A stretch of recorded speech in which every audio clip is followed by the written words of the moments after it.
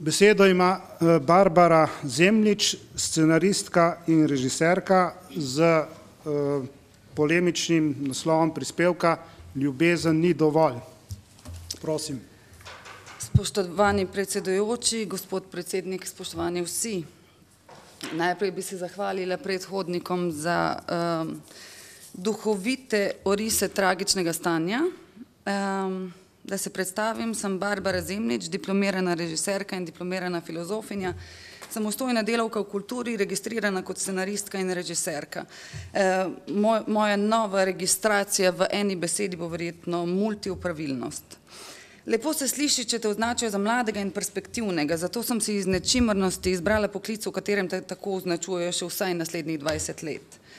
Samostojna filozofija je teoretično usmerjen študij, zato sem študij filmske in televizijske režije občutila kot čisto prakso, kjer so izkušnje ključnega pomena. Tekom študija sem se naučila obrtnega znanja režije v varnem okolju, ki me je omogočalo učne napake, saj je delovna realnost po zaključku študija neizprosna ter predvsem predraga, da bi se na svojih napakah učila na realnih projektih. Na AGRFT sem dobila raznovrstna orodja, s katerimi znam vizualizirati različne vrste scenarijev, glede na žanr, zvrst, dolžino, medij, finance ter ciljno publiko, na načine, ki temu tipa scenarija pritičajo. Glede na to, da so metafore v politični retoriki v samostojni Sloveniji princip predstavljanja idej, ki jih volilci razumejo, se bom na tem mestu poslužila tudi sama. Režijsko obrtno znanje lahko ponazorim z izdelavo mize. Tudi mizar mora znati glede na scenarij, v tem primeru naprimer skico mize, mora znati izbrati optimalen les, torej avtorsko ekipo znotraj finančnih zmogljivosti naročnika, ter recimo pravi nanos za zaščito lesa, kar bi bila recimo obdelava slike in tona. Teh metafor je še kar nekaj. Razlika med mizarjem in režiserjem je v tem, da režiser dela tako ogromno mizo, da je sam ne more izgraditi, zato je odgovoren tudi za pri filmu okrog 300 sodelavcev, ki mu pomagajo pri izgradnji projekta, katerih delo usmerja, vodi in nadzoruje. Se pravi, je menedžer srednje velikega podjetja, za čigar rezultate je odgovoren. Ostajam pri praktičnem obrtnem znanju. Eno izmed njih je pri mizarju tudi poznavanje zakonitosti težnosti, naprimer. Torej miza, ki ima zelo zanimive noge, ki pa niso nosilne, ne služi svojemu namenu in zato še ni umetniško delo, če tudi je tako zelo drugačno od vseh ostalih miz. Menim, da enako velja tudi za film in televizijo. Zaenkrat puščam ob strani kreativnost, državotvorno vlogo, ljubezen ter umetnost z veliko začetnico, ki nosi sabo tisto sublimno, neoprijemljivo, ob čemer se dotakne naše duše in nas plemeniti. Skratka, filmsko in televizijsko ustvarjanje je najprej jasna obrt, z orodji, ki pripeljejo do kvalitetnega rezultata. Ne mize, pač pa filma, televizijske oddaje, dnevnika, dokumentarca in tako naprej. Audiovizualna umetnost je umetnost 21. stoletja. Je najbolj dostopna, najhitreje se dotakne ljudi in ker je tudi najdražja, je speta z gospodarstvom. Film se povsod po svetu tretira kot ena najbolj profitabilnih gospodarskih dejavnosti. Pri nas je obravnavan kot ljubiteljska kultura, pri kateri se od ustvarjalcev pričakuje, da jo ustvarjajo po popoldanskem času zastonj. Hitro lahko povlečemo vzporednico s profesionalnim športom, kjer bi od športnikov, ki bi po dnevi hodili v službo, popoldne trenirali in med vikendi tekmovali, zahtevali, da dosegajo zmage na svetovnem nivoju. Slovenski filmski in televizijski ustvarjalci smo že desetletja v taki situaciji in kljub temu se nagrade tako pri nas kot v tujini vrstijo. Ob minimalnem posluhu države bi se te uspehi pomnožili. Pustimo nagrade, pustimo umetnost, ostanimo praktični. Torej številke. Slovenski filmski delavci z dejavnostjo v realnem sektorju vsako leto v državo vplačamo 12 milijonov evrov z davki iz dejavnosti. Če preštejemo še zasebno in javno televizijsko produkcijo, ta številka naraste na 55 milijonov. Država je v proračunu za filmsko ustvarjalnost v letu 2012 namenila 3,8 milijona evrov. Vsak cent, ki ga država vloži v slovensko filmsko produkcijo, je plačan iz davkov, ki jih plačujejo filmska industrija, filmski delavci in produkcije. Navaden državljan v film ne vloži nič. Še več, iz davkov, ki jih država dobi iz filmske produkcije, se krpa luknja v zdravstveni in pokojninski blagajni. Filmska produkcija pa je tesno povezana tudi z drugimi gospodarskimi panogami, s hotelirstvom in gostinstvom, logistiko in transportom ter turizmom. Najboljša reklama za turizem je posneta reklama.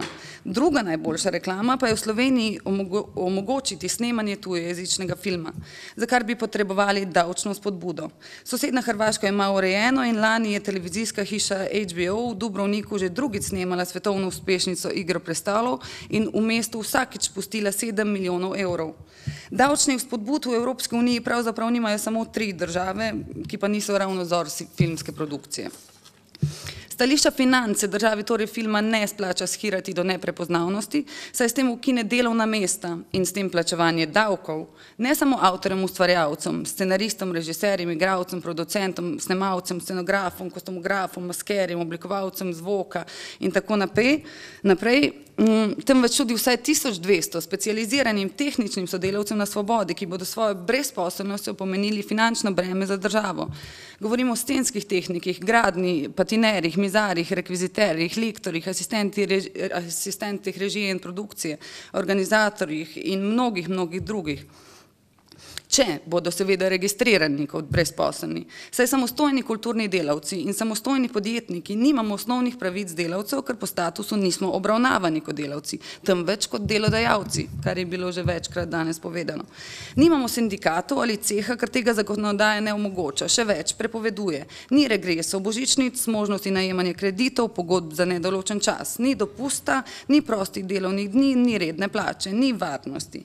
Lani, ko so bile avtorske pogodbe zamrznjene, smo avtorji na nacionalni televiziji brez opozorila za 2 meseca ostali brez dela. Leta delovnih izkušenj ne prinesejo nagrajevanja, rangiranja po kvaliteti ne obstajajo, ker je kulturna zbornica, ki bi morala za to skrbeti, nefunkcionalna. Imamo pa dolžnosti delodajalcev. Plačevanje prispevkov vsak mesec ne glede na prihodke, izjemen trud pri vsakem projektu, saj nimamo zagotovila, da bomo dobili naslednjega, plačilo med 30 in 90 dni po končanem večmesečnem projektu, torej nobene varnosti, če gre naš naročnik v stečaj ali je nesolventen, kar je v zadnjem letu prej pravilo kot izjema. Obremenjeni smo s hkratnim brezplačnim večmesečnim pripravljanjem projektov, za katere upamo, da jih bomo lahko realizirali čez leto 2, od katerih, če smo res dobri, od 10 realiziramo enega. Neizenačenost plačil za enako delo, samozaposleni v javnem sektorju in s tistimi, ki smo samozaposleni na istem delovnem mestu, je 1:3, kar je bilo že prej povedano. Dajem lasten primer. Režiser z univerzitetno izobrazbo ima v javnem sektorju 42. plačilni razred, kar je približno 2150 evrov bruto plače. Za režijo filma porabiš približno 18 mesecev, kar je skupno 38 700 evrov.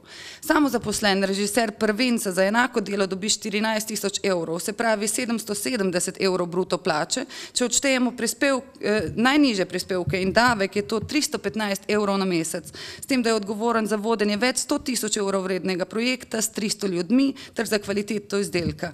O meji 562 evrov ne bom izgubljala besed.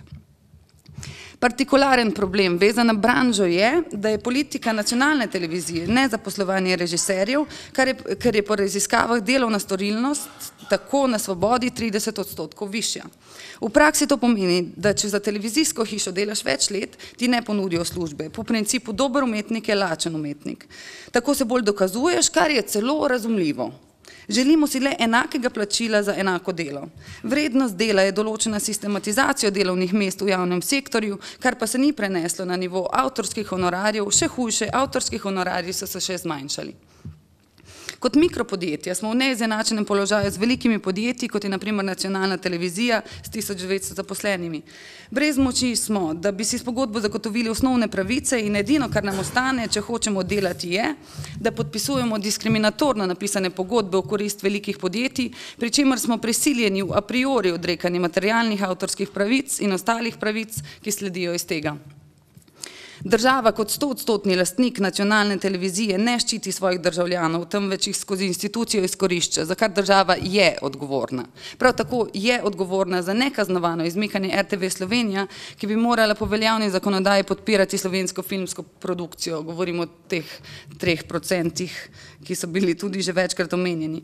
Če poenostavim, tak poslovni model 3% bi zahteval, da se na primer T6 zgradi za 39 000 evrov, preostanek pa se plača plača, ko in če država zažene elektrarno.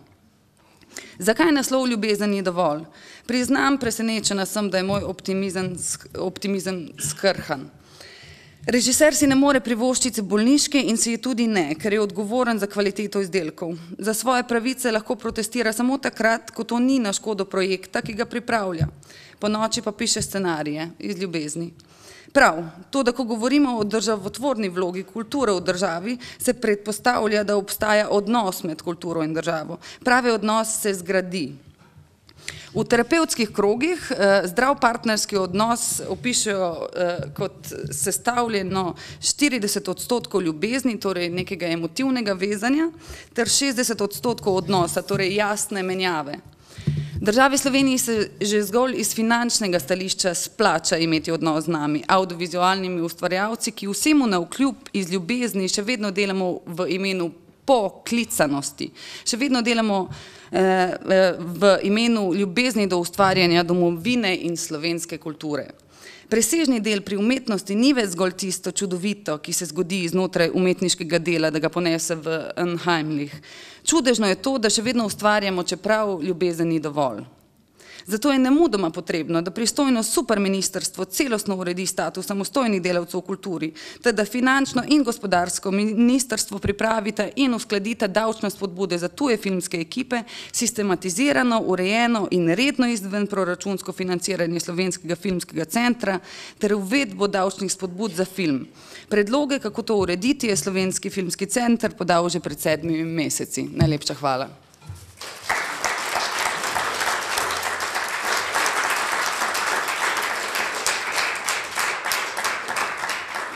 Zahvaljujem se gospe Barbari Zemljič, scenaristki in režiserki. Mislim, da nas je s celo vrsto argumentov prepričala, da ljubezen res ni dovolj.